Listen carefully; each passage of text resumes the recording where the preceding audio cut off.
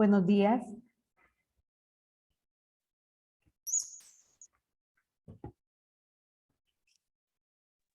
Buen día, Ale.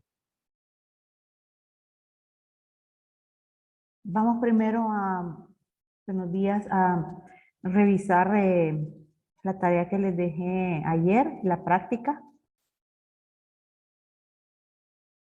para que ustedes practicaran, valga la redundancia, con el tema que vimos ayer, que es de las variables locales y las variables públicas. Y tenían que hacerlo con este ejercicio, que fue el PDF que les dejé para estudiar el fin de semana pasado.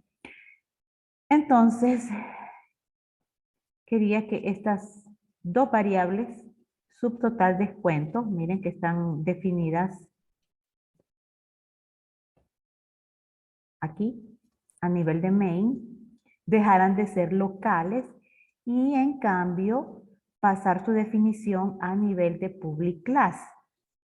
Y había que hacer una revisión del código de todo este programa para ver, en base a ese cambio en el ámbito de estas variables, qué más se tenía que cambiar en el código.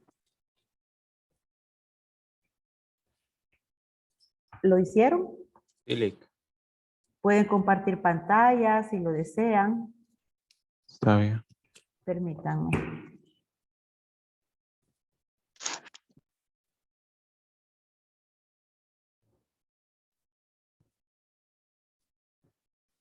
Ya pueden compartir.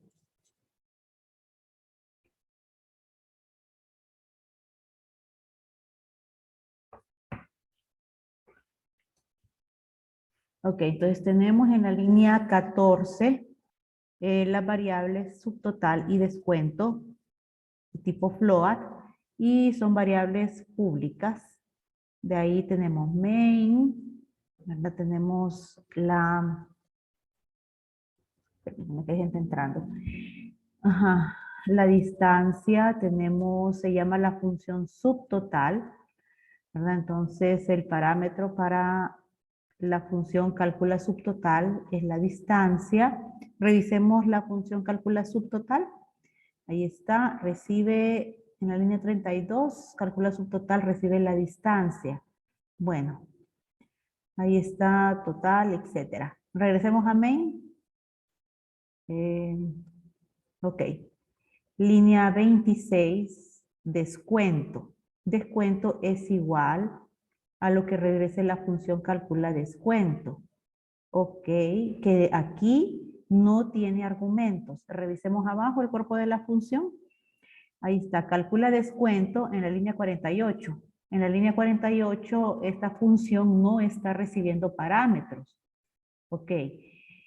porque no está recibiendo parámetros. Fíjense que ahí en el cuerpo de la función hace uso de la variable subtotal. Está usándola en la línea 53 y en la línea 55, ¿verdad? A pesar de que esta variable subtotal no fue recibida como parámetro, ni tampoco es una variable local a nivel de esta función, está haciendo uso de ella porque se modificó el ámbito. Ahora es una variable pública. Y bueno, D, que es float, y es local a la función. Bueno, en D calculamos el descuento y regresamos el valor. Regresemos a main. Y por último, en la línea 29, tenemos llamado a procedimiento. Procedimiento calcula total, que ahora no tiene argumentos. Creo que los argumentos antes eran subtotal y descuento, si no me equivoco. Antes tenía esos dos argumentos porque esas dos variables estaban definidas dentro de la función main, ¿verdad? Y el procedimiento calcula total no tenía acceso directo a ellos. Por lo tanto, había que pasarle esos datos. Ahora que subtotal y descuento son variables a nivel de public class, todo nuestro código puede ver directamente esas variables. Por esa razón, no se ponen como argumentos. Chequeamos el cuerpo del procedimiento. En la línea 60 tenemos que inicia el procedimiento calcula total que no recibe parámetros y hace uso de subtotal y descuento de manera directa. Tenemos ahí una variable local, float total, en donde determinamos pues el total a pagar. Y eso sería todo, ¿sí? Esos son todos los cambios que tenían que haberse realizado, ¿no? Entonces había que chequear, ¿verdad?, en qué influía que la variable cambie de ámbito. Vieron que lo que influye es en sí las funciones o procedimientos que nosotros hemos creado van a necesitar argumentos o no los van a necesitar. Tenemos un caso en el cual ya los dos argumentos ya no se necesitan. Por lo tanto, que es este procedimiento calcula total. Es como ya no se necesitan, tampoco el procedimiento va a recibir parámetros. Resumiendo lo que dijimos ayer, ¿verdad? ¿Cuándo es que le vamos a poner argumentos a una función o procedimiento? ¿Cuándo se le ponen argumentos a una función o procedimiento? ¿Alguien sabe? No tengo un acceso directo a ellos. Ajá, cuando la función o procedimiento no tenga acceso directo a esos valores. ¿Y cuándo es que no va a tener acceso directo a esos valores? No estoy en un ámbito público. No. La pregunta es, ¿cuándo es que una función o procedimiento no tiene acceso directo a ciertos valores que están contenidos en variables? Ajá. Por ejemplo, como estaba antes, si quiere deje de compartir. Esto muy bien. Las modificaciones estuvieron muy bien.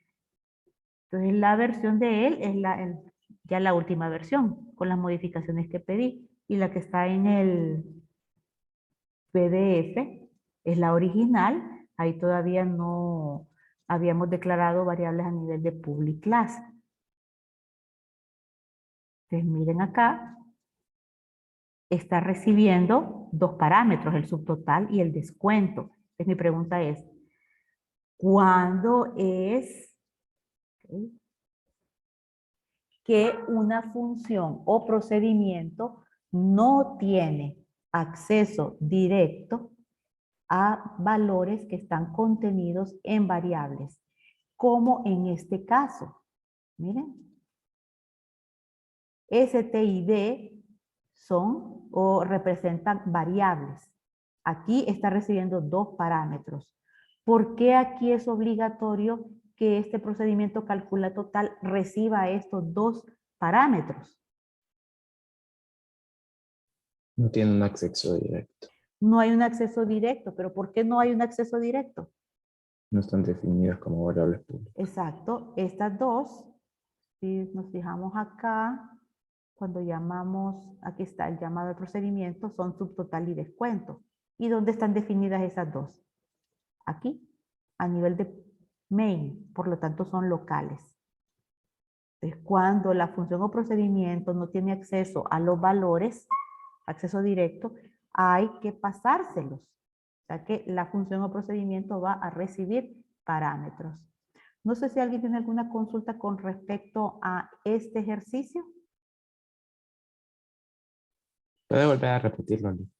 ¿El qué? Lo que dijo ahorita de cuándo se lo va a pasar y cuánto no. Bueno, ¿cuándo vamos a definir una función o procedimiento a la cual hay que pasarle datos? Cuando la función o procedimiento no tiene un acceso directo a esos datos, como en este ejemplo. Acá, el procedimiento calcula total, no tiene acceso directo a los valores que están contenidos en estas dos variables. ¿Por qué no tiene acceso directo? Porque esas dos variables están definidas a nivel de main, son locales y únicamente pueden ser utilizadas en este bloque.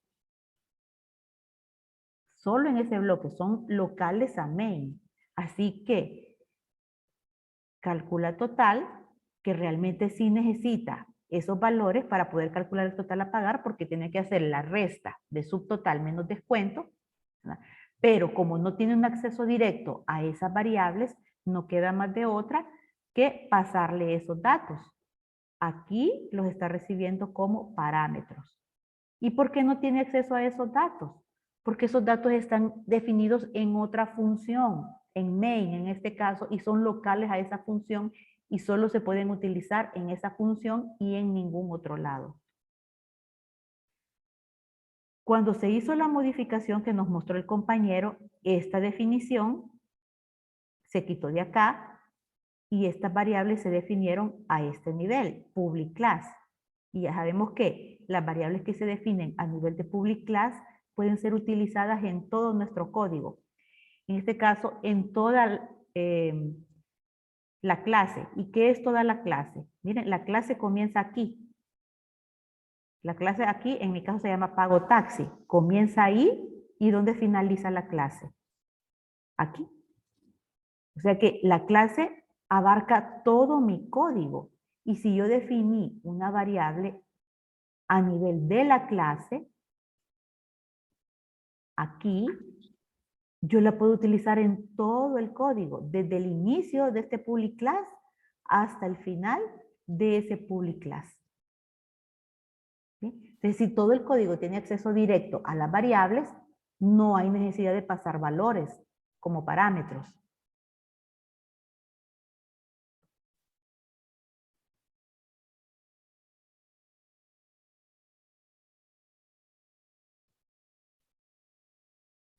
Gracias. A la orden. Vamos entonces a ver el otro ejercicio de los turnos de los doctores.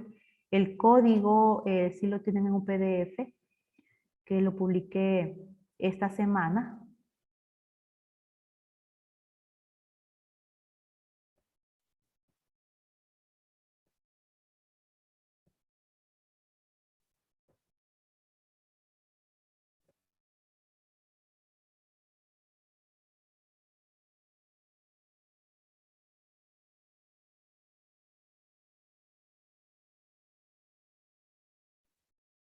Ok, entonces consiste en determinar cuánto se le va a pagar a un médico que tiene su sueldo normal asignado durante el mes, pero que también se le paga otro sueldo por los turnos que haya realizado.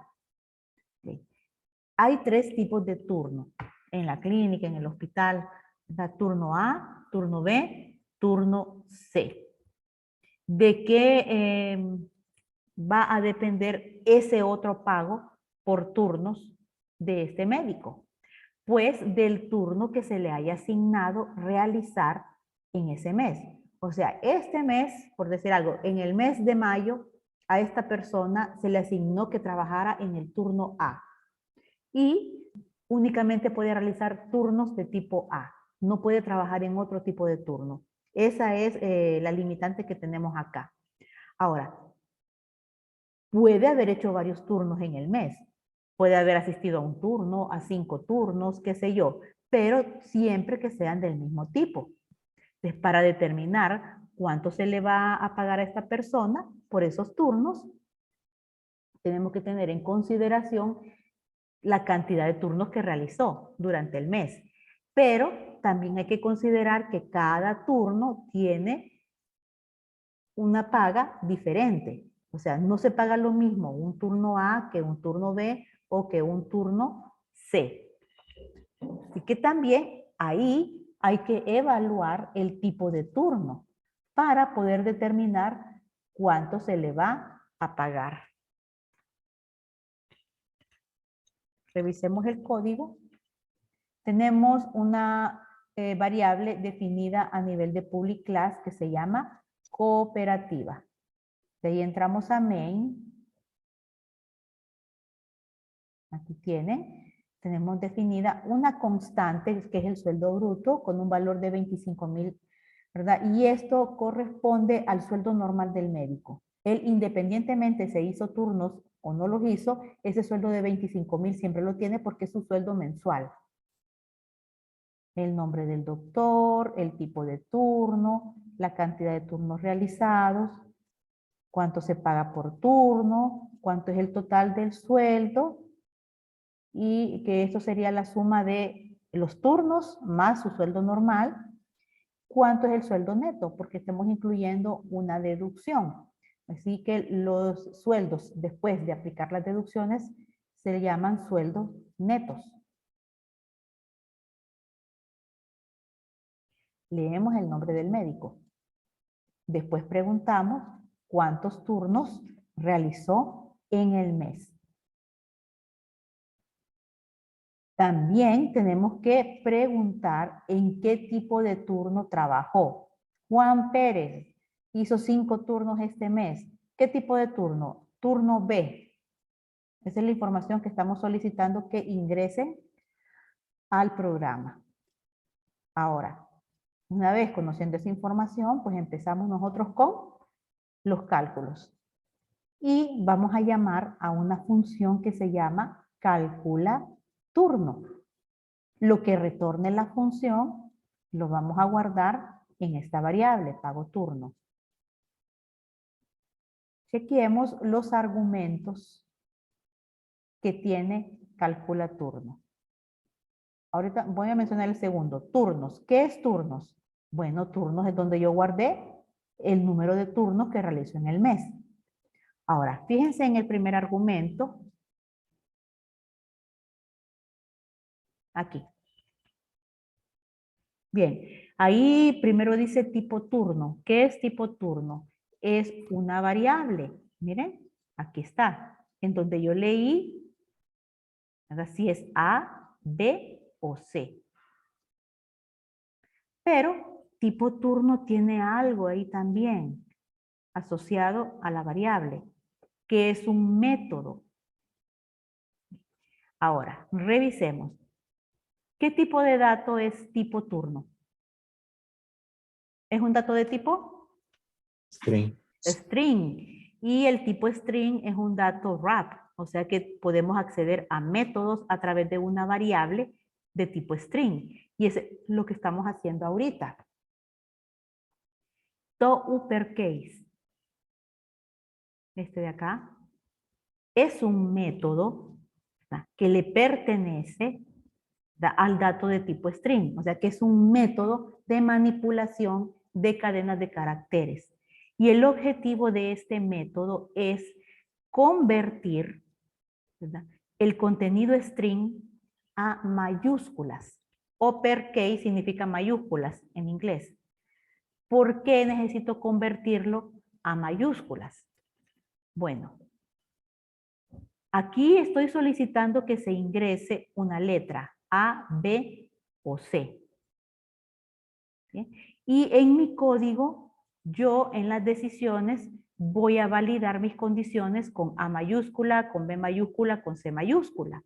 Bien, pero supongan ustedes que el que estén escribiendo los datos al programa, lo que escribió fue una A minúscula.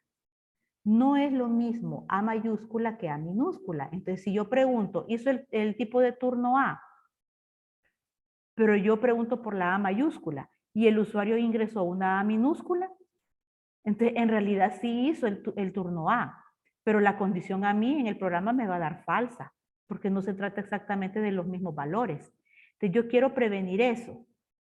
Hay varias formas de prevenirlo, ¿no? Pero a este punto donde estamos lo vamos a hacer de esta forma. Entonces, ¿qué es lo que hago yo? Bueno, capturo en la variable tipo turno la respuesta A, B o C, no sé. Y antes de mandarle ese dato a la función calcula turno, lo estoy convirtiendo a mayúscula. Si ingresó una A minúscula, antes de mandarle esa A minúscula a calcula turno, yo la convierto en mayúscula. Así que calcula turno recibe la A mayúscula. Perfecto. Ahora, si el usuario escribió una A mayúscula, pues no pasa nada. ¿Bien? Entonces, eso hace todo uppercase, convertir a mayúscula, y por esa razón también yo lo estoy utilizando en esta línea de código. Chequeemos. Hay un llamado a función, vamos a revisar la función calcula turno. La tenemos acá. Miren. Va a devolver un valor de tipo float y tiene dos parámetros. El primero, que era el tipo de turno, aquí localmente le vamos a llamar turno, es un string. Y el otro, que era la cantidad de turnos, que allá se llama turnos. Aquí, este turno de acá, localmente le estamos llamando cant y es un dato de tipo entero. Bueno, definición de variables locales, valor turno, pago. Ahora, lo que yo quiero es, porque tengo tres opciones, A, B, C, que son los tipos de turno. En mi código yo tengo que indicar qué se va a hacer en cada una de esas tres alternativas. ¿Qué pasa si el turno es A? ¿Qué pasa si el turno es B? ¿Qué pasa si el turno es C? Entonces tengo que colocar condicionales. En este caso vamos a utilizar if. Tengo tres alternativas. Y ustedes recuerden, el if, un solo if, lo más que me evalúa son dos alternativas, porque el if tiene parte verdadera y parte falsa. Así que aquí ya vamos a entrar al concepto de anidamiento. ¿Qué pasa cuando yo tengo más de dos opciones y las estoy evaluando con if? Pues tengo que ir anidando o ir colocando más if.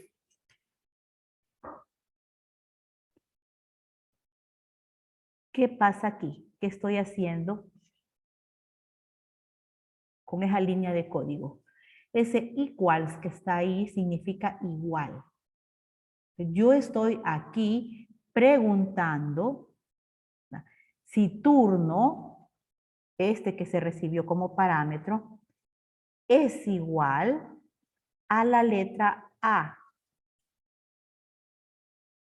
Pregunta. Si turno es igual a la letra A, ¿qué voy a hacer? Bueno, el valor de turno es 1000. Significa que un turno A se paga 1000 lempiras. Ya evalué la primera opción, que es el turno A. Me queda evaluar el turno B y el turno C. O sea, tengo dos alternativas, pero el else solo me da para una, la parte falsa de esta condición. Así que tengo que volver a preguntar, aquí se produce el anidamiento, cuando en la parte falsa yo coloco otra decisión. Te voy con la siguiente alternativa que tengo y es el turno B. O sea, si no fue turno A, pregunto, si el turno es igual a B, ahí está la segunda alternativa. Si esto es cierto, este se paga a 900 lempiras. Si no, este si no es el falso de turno B. Si no es así, miren, no fue turno A, no fue turno B, asumo que es el tercero, que es turno C.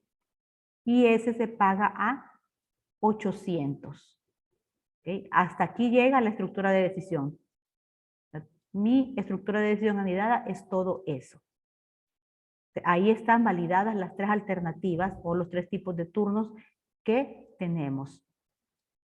Saliendo de esa estructura de decisión, hago el retorno del resultado al código llamador. Y va a ser valor turno puede ser 1000, 900 u 800, dependiendo si fue A, B o C. Por la cantidad de turnos que hizo. Eso es lo que voy a regresar. Antes de regresar a main, este equals es un método también. Recuerden que turno, miren qué tipo de dato es. Es string y es un wrap. Me permite el acceso a métodos. En este caso, el método equals hace comparaciones. O sea, compara dos valores para saber si son iguales. Bien, entonces ¿qué es lo que estoy comparando? El contenido de la variable turno contra contra la letra A. Les pregunto, ¿es turno igual a A? ¿Verdad? Para eso sirve el método equals. Ahora, ¿por qué tengo que poner A entre comillas? ¿Alguien sabe?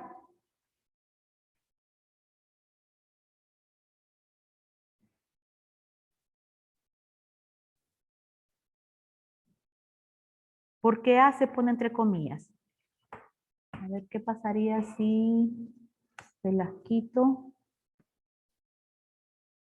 Porque es tipo string. Miren Porque es ahí, tipo string.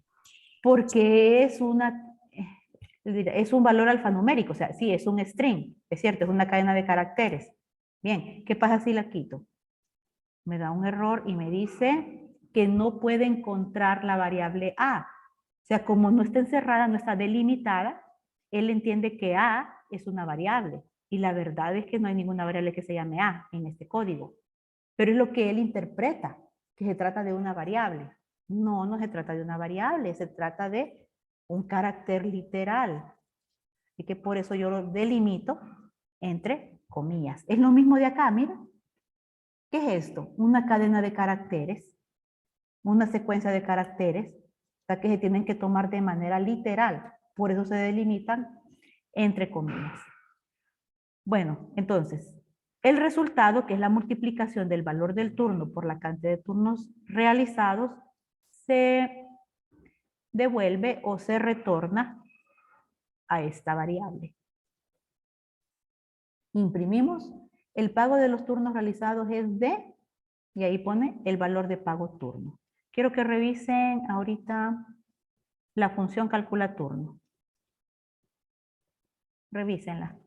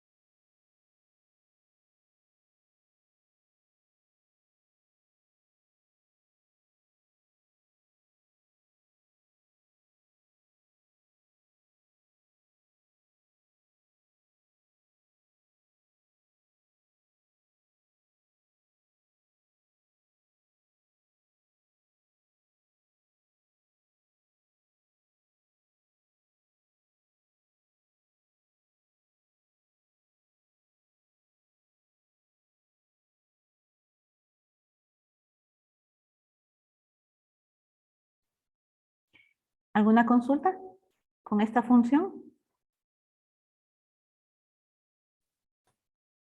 Y que el cálculo de valor turno por la cantidad de turnos, Ajá. ese cálculo yo lo podría hacer, es decir, almacenar ese cálculo en una variable para solo determinar la variable. Sí, claro que sí. Permítame. Porque a esta hora hay gente entrando todavía.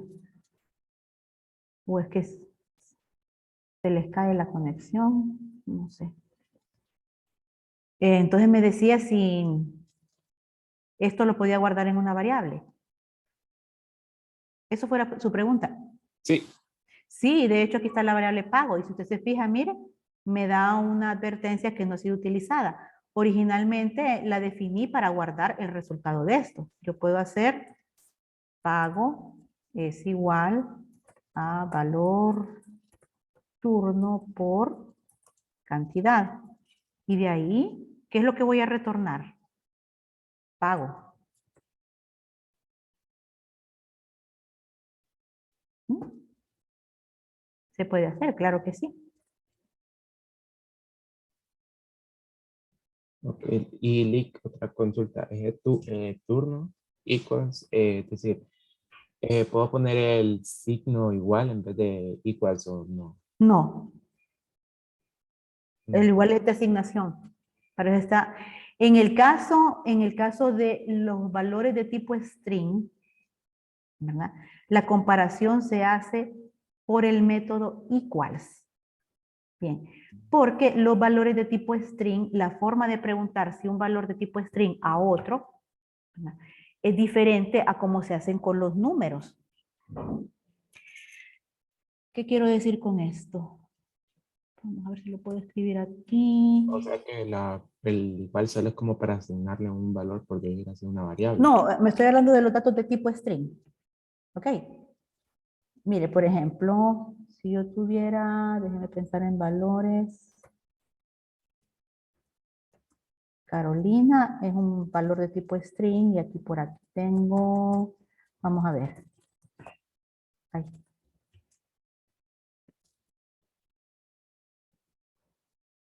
Esto. ¿Cómo cree que hace la comparación de estos dos valores? Vamos a encerrarlos acá porque son cadenas literales. ¿Cómo haría la comparación si yo pregunto, ¿es Carolina igual a Carla? O sea, ¿es la cadena de caracteres Carolina igual a la cadena de caracteres Carla? ¿Cómo creen que hace la comparación de esas dos cadenas?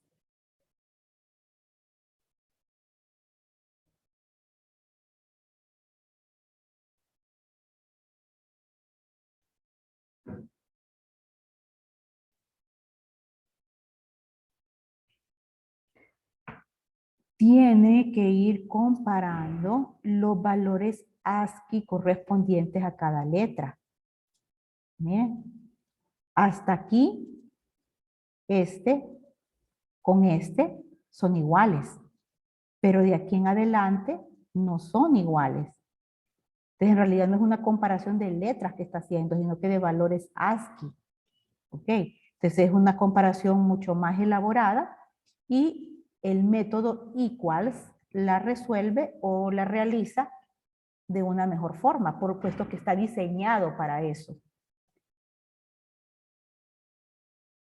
¿Ok? Sí. Entonces, esto era calcula turno. Ok. Estamos aquí. Bien.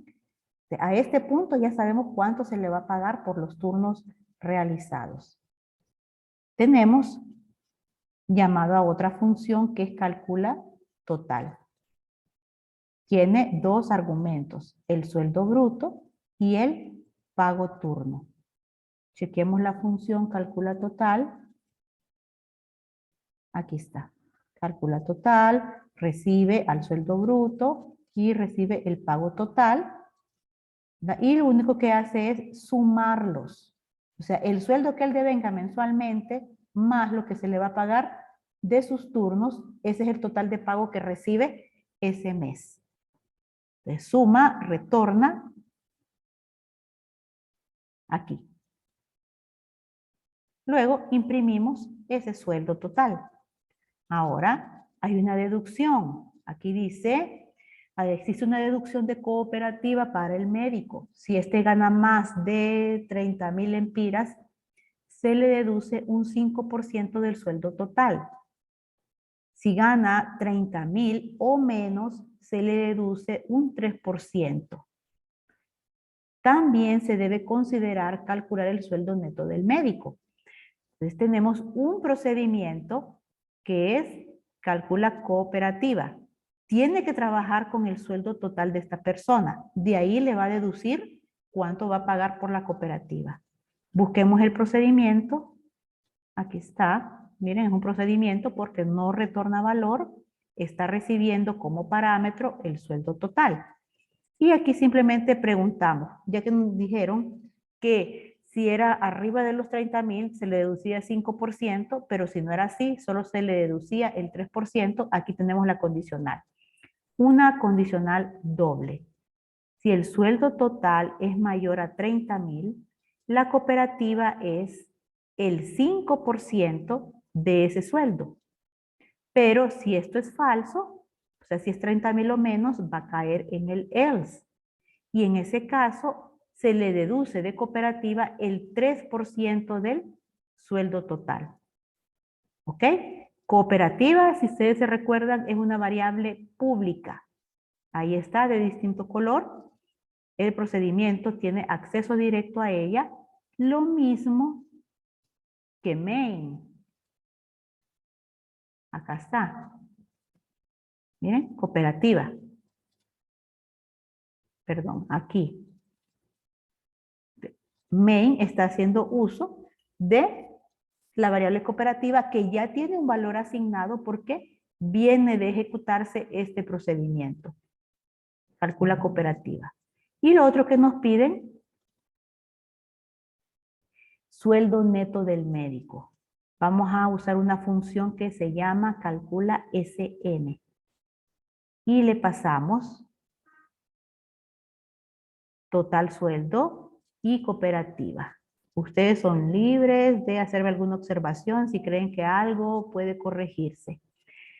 Calcula SN, chequemos dónde está. Aquí está. Función que retorna un valor de tipo float, recibe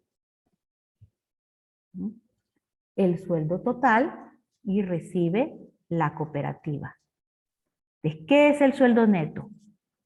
Es el sueldo una vez quitándole las deducciones. Eso es. Entonces, por eso restamos sueldo total menos cooperativa. Lo regresamos ¿a dónde? Acá. Aquí se guarda el sueldo neto y después le damos salida a ese dato. Y hasta ahí llega el programa. ¿Alguna pregunta? Claro. ¿Seguro? ¿No hay ninguna observación? En sí, sí tengo una pregunta. Sí. ¿Por qué no le abre llaves a algunas de las decisiones, de los ciclos condicionales? Porque hay una regla de sintaxis que dice que cuando algo que esté en el if o algo que esté en el else, más clarito aquí, acá. Aquí yo solo tengo una línea de código para la parte verdadera y una línea de código para la parte falsa. La regla de sintaxis dice que si solo existe una línea de código, no es obligatorio poner llaves. Yo puedo hacer esto sin ningún problema. Encerrarlo entre llaves. ¿Verdad? No me va a dar ningún error. Ahora,